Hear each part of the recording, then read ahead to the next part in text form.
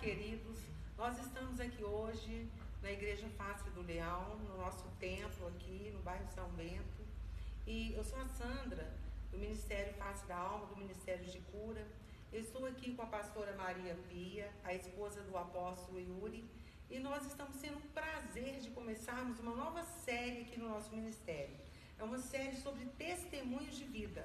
E nós escolhemos a pastora Maria porque ela é líder do Ministério de Cura e ninguém melhor do que ela para dar o primeiro testemunho dessa série. Então, nós vamos começar conversando, uma conversa aqui bem informal com ela, para saber mais da vida dela. E o objetivo é que a vida dela venha nos edificar com o próprio testemunho dela, o que ela pode nos contar sobre a vida dela, que pode nos edificar. Então, por favor, pastora Maria, seja muito bem-vinda. Muito obrigada, Sandra. Obrigada a vocês de estarem aqui conosco, né, nesse projeto novo. Eu creio que veio do coração de Deus para abençoar a sua vida, para te fortalecer, para te encorajar, porque testemunhos nos edificam.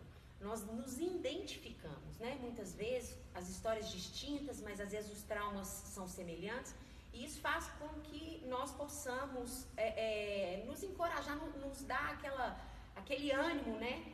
Nós nos encorajamos uns aos outros no processo mesmo do testemunho. E isso é muito bom. Eu fui muito edificada quando eu assistia um programa, você sempre assisti programas de entrevista que estavam diretamente ligados aos testemunhos, porque eram testemunhos fortes, e eu creio, Sandra, que esse tempo vai ser um tempo novo sobre o Ministério de Cura, porque Amém. Nós vamos estar trazendo testemunhos ligados à cura da alma.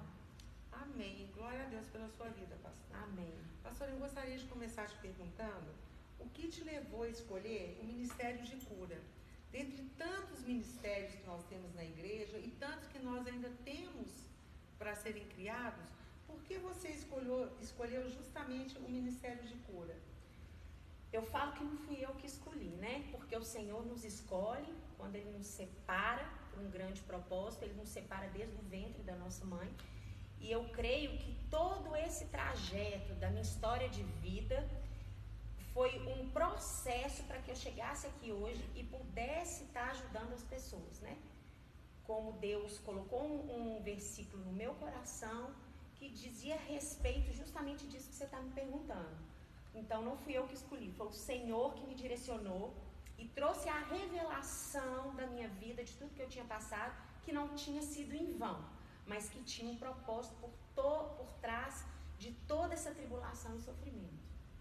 Quando você fala de sofrimento, pastora, eu gostaria que você explicasse para nós quando você tomou conhecimento do seu sofrimento, quando começou, em qual fase da sua vida, na infância, na adolescência ou na vida adulta, qual fase da sua vida que você começou verdadeiramente a ter contato com esse sofrimento? Olha, Sandra, que eu tenha consciência, porque eu falo que os traumas, eles são armazenados no subconsciente. Isso já é provado cientificamente. E muitas coisas são apagadas, né? Nós nos comportamos muitas vezes segundo aquilo que está armazenado no nosso subconsciente. Mas do que eu tenho consciência é a partir dos 5 anos, né? Onde houve a separação dos meus pais. Ali começou esse processo. Mas provavelmente antes possa ter acontecido sim, né? Porque para eles terem chegado a se separar, houve brigas, discussões, e isso foi anteriormente aos 5 anos, mas que eu tenho consciência a partir dos 5 anos, quando eles se separaram. E aí foi um processo longo, porque aí aos 9 eu tive um contato maior com esse sofrimento, onde eu cresci num lar estável financeiramente, mas destruído emocionalmente. E ali é onde eu não tive nenhum alicerce de amor, nenhum alicerce de segurança, que toda criança precisa se firmar, né? Na questão da estabilidade, na questão de estar caminhando segundo princípios de caráter, princípios de educação, de moral, tudo isso que não me foi passado, né? Então, isso foi muito difícil. Só que naquele período eu não me dava conta, mas eu colho os frutos, colhi, né? Porque muitos Deus já proporcionou a cura. eu colhi os frutos na vida adulta, né? Tudo que nós falamos, né, até mesmo na live, é tudo que a gente colhe, que veio lá de trás. Então, a partir dos 9 anos, que uma pessoa da minha família começou a usar, começou no uso de drogas, e com isso, passava toda a instabilidade emocional, toda a questão da casa, da logística, da escola, tudo isso foi comprometido, porque eu não poderia, eu tinha, toda criança, né, dentro de uma casa estável, tem horários, tem rotina, eu não tinha isso. E isso dificultou muito a questão da organização da minha vida na fase adulta, a questão de ter horário para as coisas. Então, eu vivi, eu não tinha horário para comer, eu não tinha horário, eu ia para a escola, eu ficava na escola, depois a escola era até umas 5 e pouco exatamente, eu ficava muito além do término, então a minha vida era totalmente desregrada, o que trouxe uma insegurança, que trouxe sentimento de medo, né, e que foi sendo carregado por toda a vida adulta, até que Deus entrou na minha história. E, pastora, você tem mais irmãos, além de você? Eu tenho 2 irmãos mais velhos. Sim. E quando os seus pais se separaram, você ficou morando na mesma casa com a sua mãe ou com o seu pai? Não, eu fiquei morando com a minha mãe e eu fui separada dos meus irmãos. Os meus irmãos foram morar com os meus avós e com meu pai, porque meu pai retornou para casa da minha avó logo em seguida, e depois ele comprou uma casa e foi morar com os meus irmãos. E eu fiquei morando com a minha mãe. Minha mãe casou novamente, né? Está casada nesse segundo casamento até hoje, já tem 40 anos de casado. E tudo isso eu tive lugares em que eu morei, mas eu não tive um lar, né? E isso tudo com o propósito de Deus. É interessante, Sandra, que a nossa vida é um quebra-cabeça. Um dia Deus me mostrou isso claramente.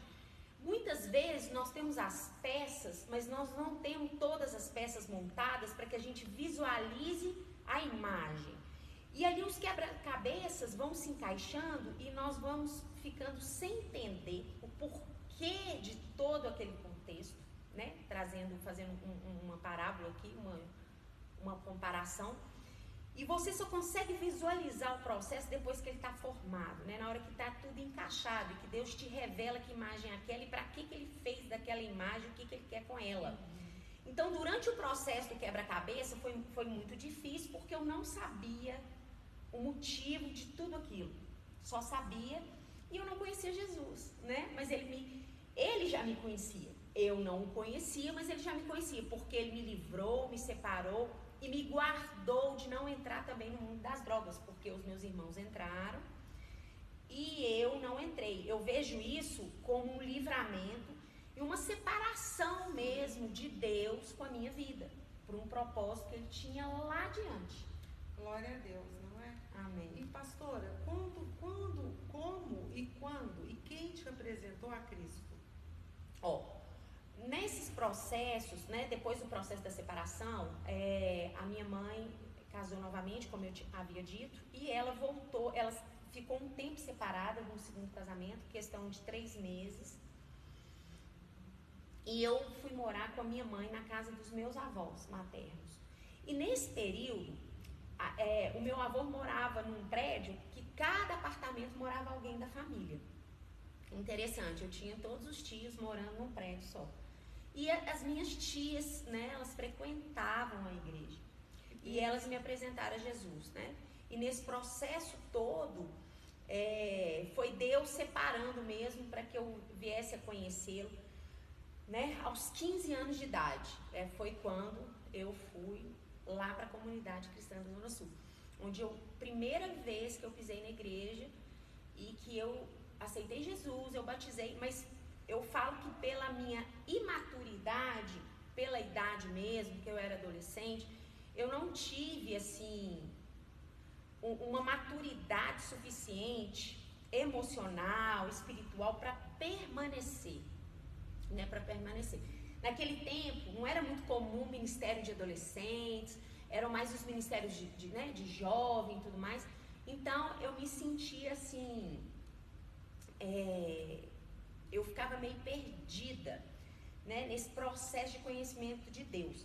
Então, mesmo tendo aquele relacionamento e vendo as minhas tias, eu ia para a igreja, mas eu não permaneci na igreja, né? Aos 18 anos, quando a minha mãe retorna para casa, eu falei 3 meses, desculpa, foram 3 anos, ela retorna o casamento, né, com meu padrasto, e nesse processo, quando eu retorno, eu me desvio, eu entro para a faculdade, aí eu já não estava mais na presença do Senhor.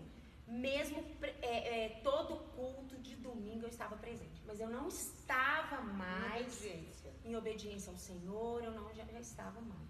E quando você retorna para a igreja aos 18 anos, não é isso? Não, aos 18 eu desviei, mas mesmo permanecendo dentro dele.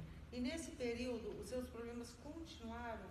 Essa questão da rejeição, do abandono, sim, da baixa autoestima? Continuaram porque, primeiramente, eu falo que eu conheci Jesus, né? Mas eu não tive aquele encontro verdadeiro com ele.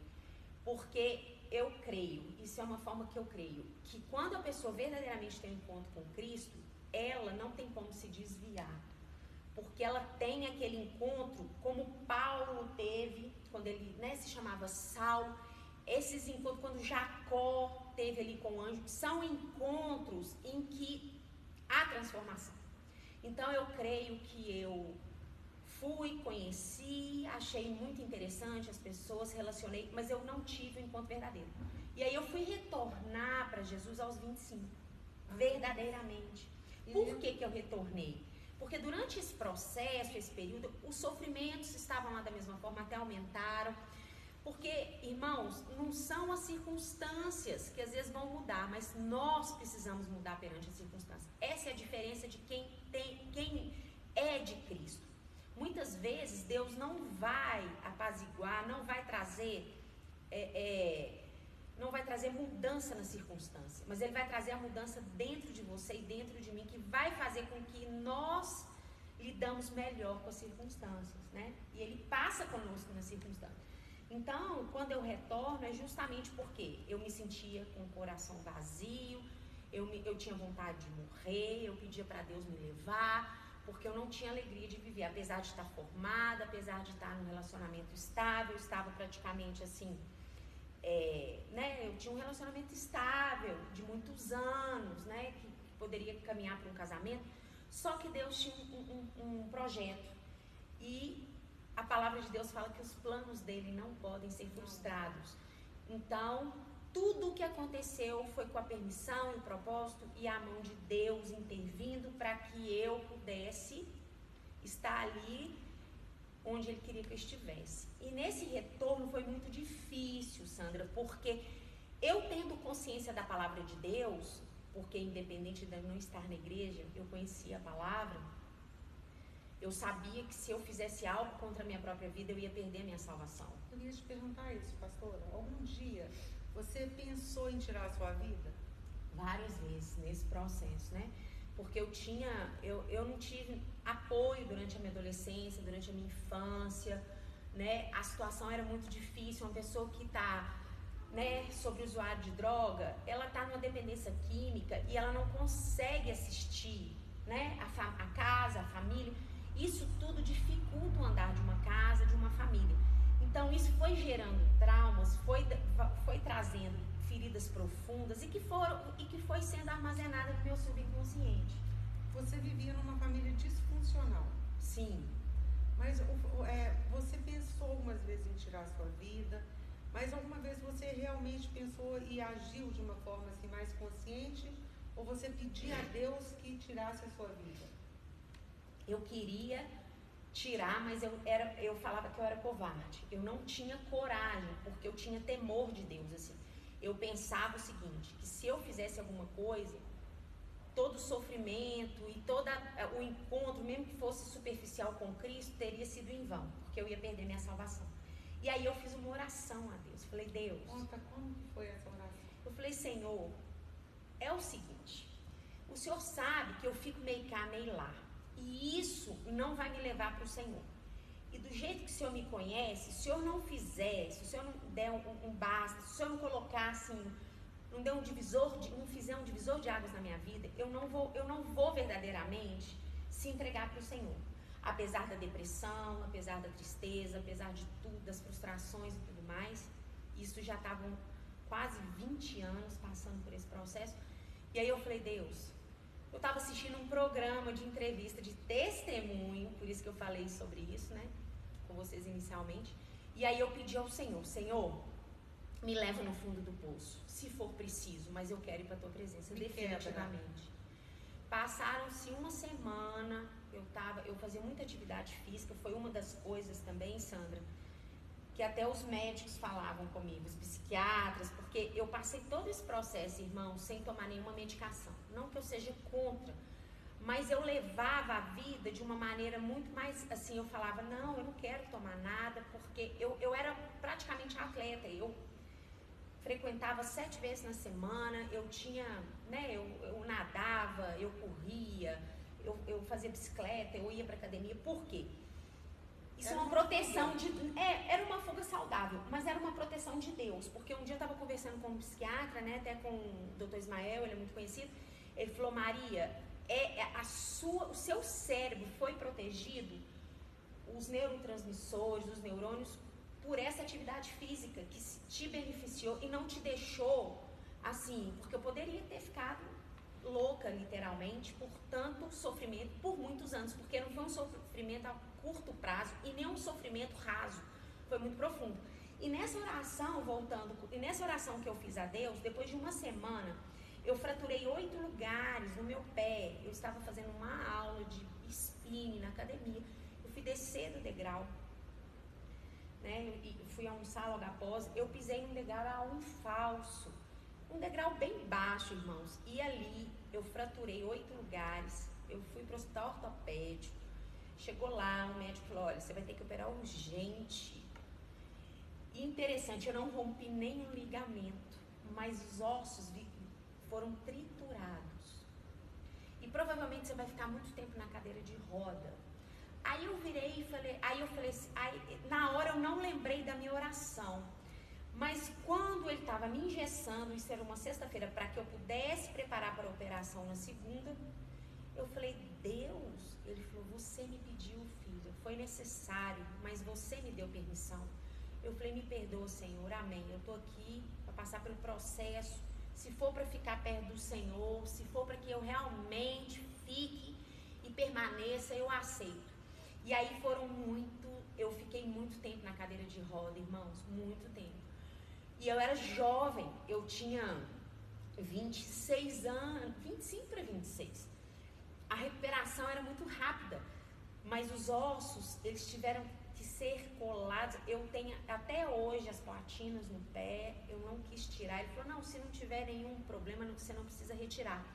E eu permaneci ali na fé, mas foi o tempo em que eu parei para ler a Bíblia, o tempo em que Deus ministrou meu coração, o tempo que eu ia para fisioterapia. Deus ministrou muita paciência no meu coração, porque eu tinha que ir para fisioterapia, eu ficava 2h30 na fisioterapia, não era 1 hora por dia, porque a questão do meu pé. E interessante, eu vou abrir um parênteses aqui, eu chegava para fazer fisioterapia, tinham pessoas lá que tiveram acidentes mesmo, de moto, de carro, fraturaram e saíam antes de mim, levavam alta. E eu falava, Senhor, eu fraturei o pé descendo de uma escada e de tênis. E eu tô aqui até hoje. Ele falava assim, mas vai ser necessário, na hora certa, porque eu preciso te parar. Eu preciso te colocar em um lugar que você possa prestar atenção em mim e para que você possa realmente encontrar comigo. Isso fez a diferença. Eu arrependo de forma alguma, porque eu não sei onde eu estaria hoje. E isso, irmãos, é uma história única. Cada um, Deus trabalha de um jeito, não é que você precisa pedir isso a Deus. Cada um sabe como trabalhar na história de cada um, se você está desviado, se você está sentindo que você tem que voltar para os caminhos do Senhor. Isso é algo muito pessoal. Então, que o Senhor possa falar o seu coração nessa experiência, né? E hoje, pastora, você se considera uma pessoa curada? Eu me considero, Sandra, no processo, né? Como todos nós. Eu creio que Deus já permitiu e já me curou, né? De tudo de toda ferida que foi aberta, principalmente que eu creio que a ferida é cicatrizada não por nossas causas. A gente acha que é para que a gente possa estar melhor. Não, porque tudo na vida, o maior investimento de Deus são em pessoas. Então, o maior interessado de te ver curado, de me ver curado, é Deus, porque Ele precisa de nós. Precisa sim, Ele precisa de pessoas disponíveis. Se não for eu, vai levantar outra pessoa. Mas aqui na terra, Ele usa as pessoas para abençoar as outras, né? Para ministrar as outras pessoas. Então eu creio que é um processo e que eu já passei grande parte desse processo. E eu falo que são vários níveis, né? A gente tem escalas de cura, eu creio. E dentro de cada compartimento, né, da nossa alma, seja rejeição, seja abandono, seja solidão, seja autoestima, seja dependência emocional, o que for, Deus, em cada área ali da alma, você já foi curado um pouco. Você pode não ter 100%, mas em alguma área você pode estar no 0 ainda, mas em outras você está bem adiantado. E Deus vai trabalhando de maneira bem tranquila o processo, porque Ele faz segundo o que você deixa. Isso também é muito importante colocar. Deus não vai te curar se você não permitir, né? Eu permiti, eu falei, Deus, eu quero, né? Eu quero verdadeiramente, eu estendo a minha ferida a ti, eu te entrego a minha ferida. Não tem a entrega de Isaac para Deus, eu entreguei a minha ferida e falei assim, Senhor, faz o que o Senhor quiser com ela. Eu não quero ser uma pessoa dependente da minha ferida, eu não quero lamber a minha ferida, porque é muito conveniente pessoas permanecerem doentes emocionais para usar disso, né? Porque isso também faz parte da falta de cura. E Deus falou, filha, você vai experimentar de uma liberdade, porque a falta de cura te leva à escravidão.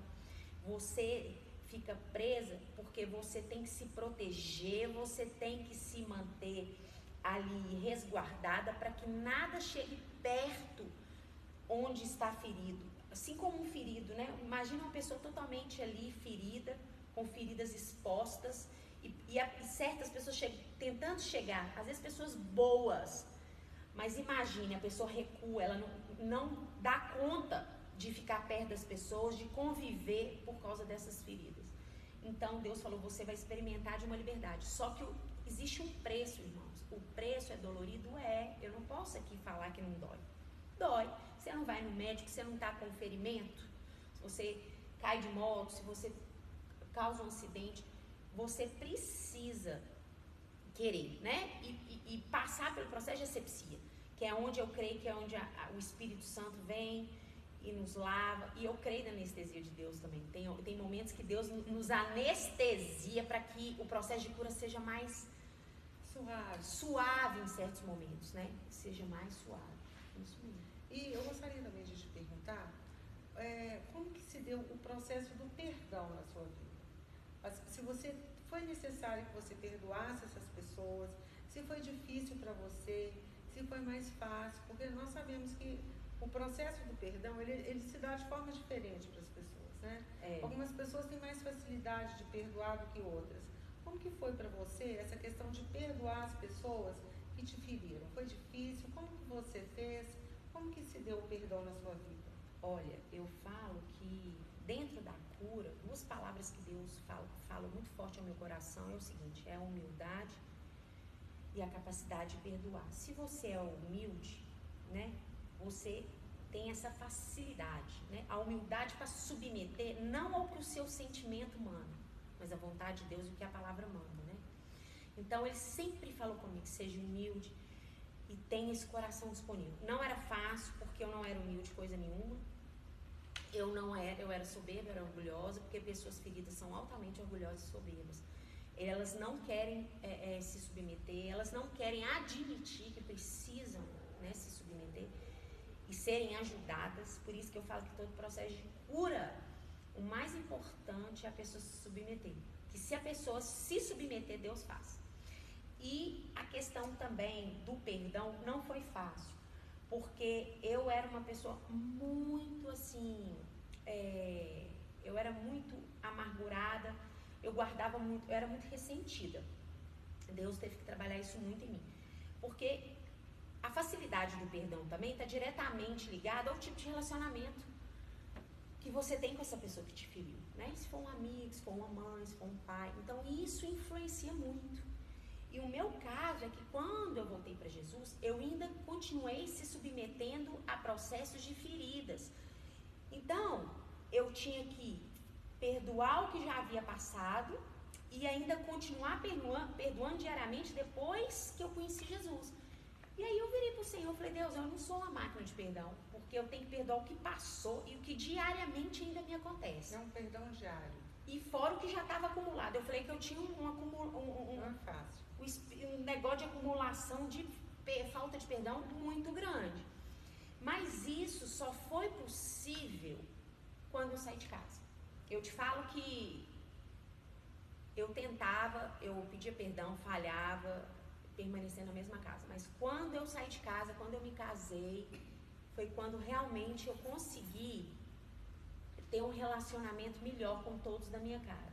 Porque aí foi mais fácil eu sair debaixo desse jugo, né? E viver com menos peso e com menos opressão, para que eu pudesse começar a viver a palavra de Deus nessa área. E aí foi mais tranquilo para poder perdoar, né? Pastora, você é pastora aqui na Face do Leão há algum tempo. E você algum dia se viu pastora antes disso? Você sonhava em ser pastora? Você tinha planos? Não, é igual eu te falei. Eu nunca fiz planos, eu sempre... a única coisa que eu queria era que Jesus, quando eu voltei para o Senhor, a minha intenção era nunca mais ficar longe dele e que ele pudesse contar comigo, né? Mas eu nunca pensei, primeiro porque eu não casei com um pastor efetivo, né? O apóstolo Yuri não era pastor, ele era um obreiro, ele tinha um ministério itinerante, ele tinha sido ungido depois que nós noivamos a evangelista, então ele tinha um ministério interdenominacional, independente, onde ele tinha a igreja local, que eu apoiava, que eu abençoava, e ele ministrava.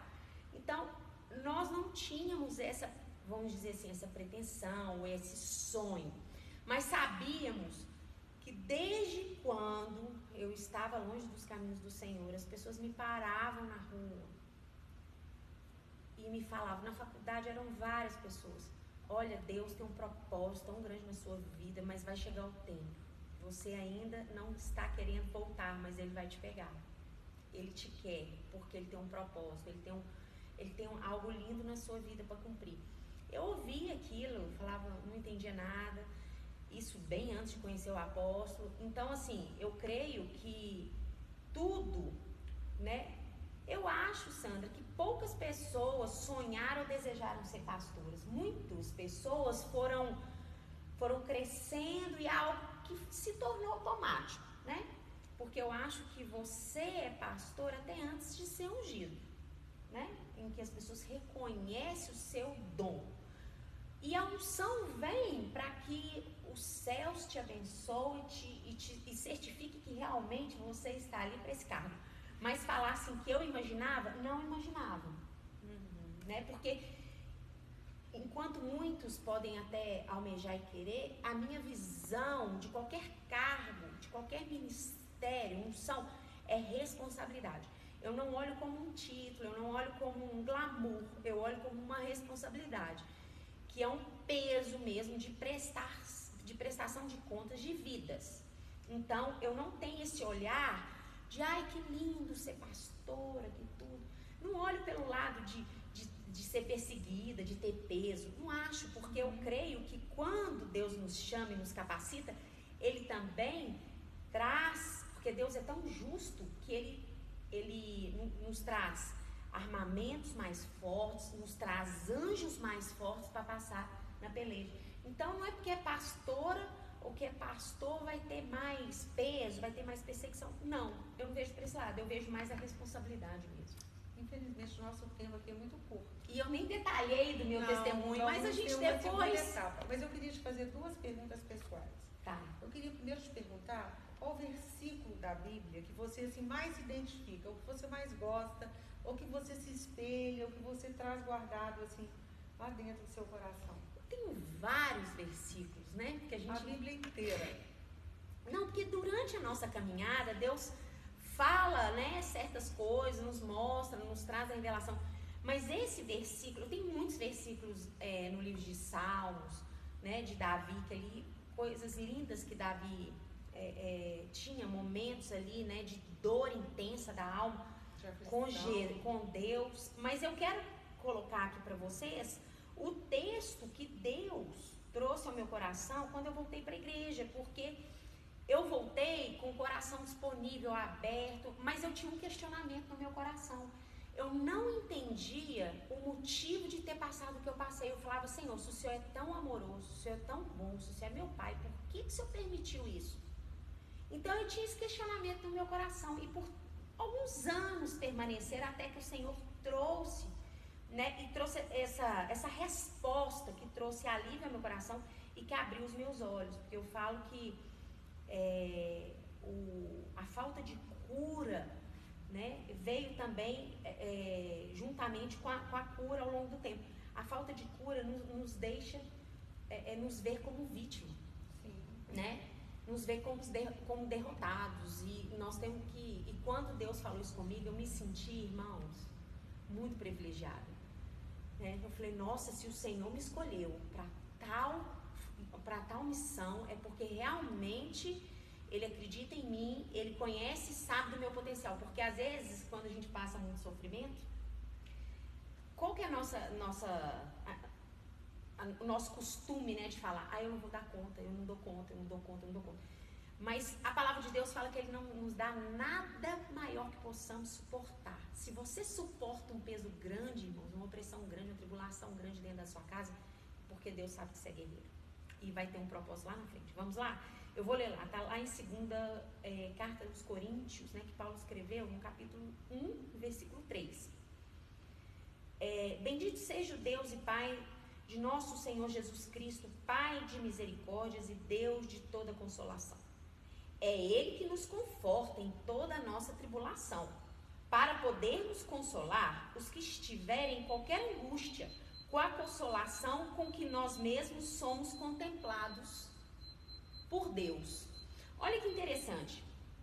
Ele permite a tribulação para trazer consolo.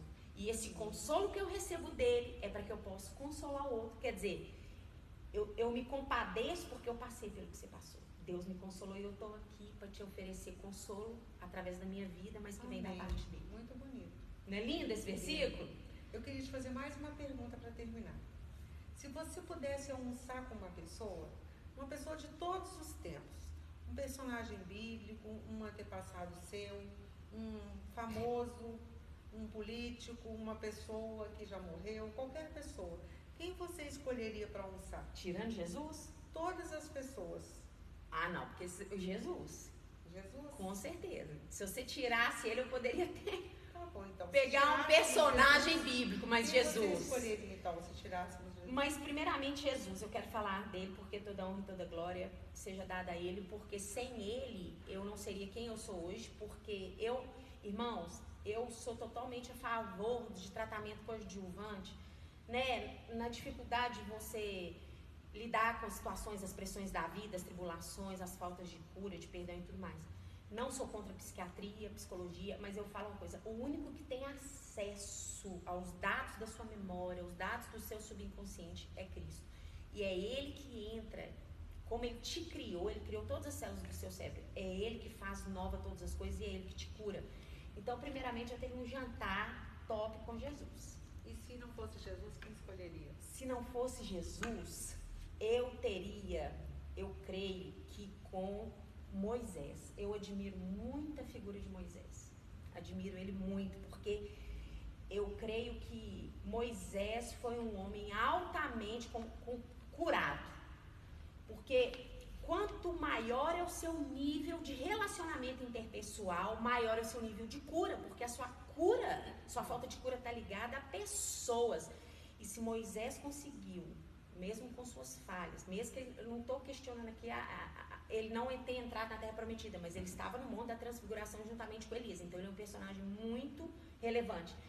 Mas ele, para ele ter conduzido todo aquele povo em sabedoria, em misericórdia, não deixando Deus destruí-los, e aquela multidão de pessoas, né? Porque eu falo, Paulo, ele chegava, descia a madeira dele, saía, ia embora, pregava e tal. Agora, uma pessoa permanecer 40 anos reclamando, então assim, eu tô falando no contexto da cura, por isso que eu admiro ele muito, né? Uma pessoa que teve que lidar. Então eu falo que Moisés é o cara. É verdade. Eu quero te agradecer muito, viu? Amém. Eu também. Muito obrigada, tá? Nós vamos orar por você e nós queremos agradecer muito a vida da pastora Maria por compartilhar conosco esse testemunho de vida. Não é fácil, irmãos, nós compartilharmos as nossas dores, a nossa intimidade, aquilo que nós passamos. Eu quero que você, por favor, ore por nós. Amém. E quero também abençoar a sua vida. Muito obrigada por você ter estado conosco. E em breve nós teremos mais um episódio dessa série, né? Amém. De compartilhando os nossos testemunhos. Amém? Em nome de Muito Jesus. obrigada. E só mais um minutinho que a pastora vai orar por nós. Por Amém. favor, fique à vontade. Amém. Eu vou orar assim, né? E vou pedir ao Senhor para poder trazer essa revelação ao seu coração de tudo que você já passou ou está passando nesse momento, você que está me assistindo. Amém? Amém. Senhor, eu coloco a vida de todas as pessoas agora que nos assistem, aquelas que vão assistir, ó Pai, a Tua palavra, o Teu testemunho, o Teu feito na minha vida.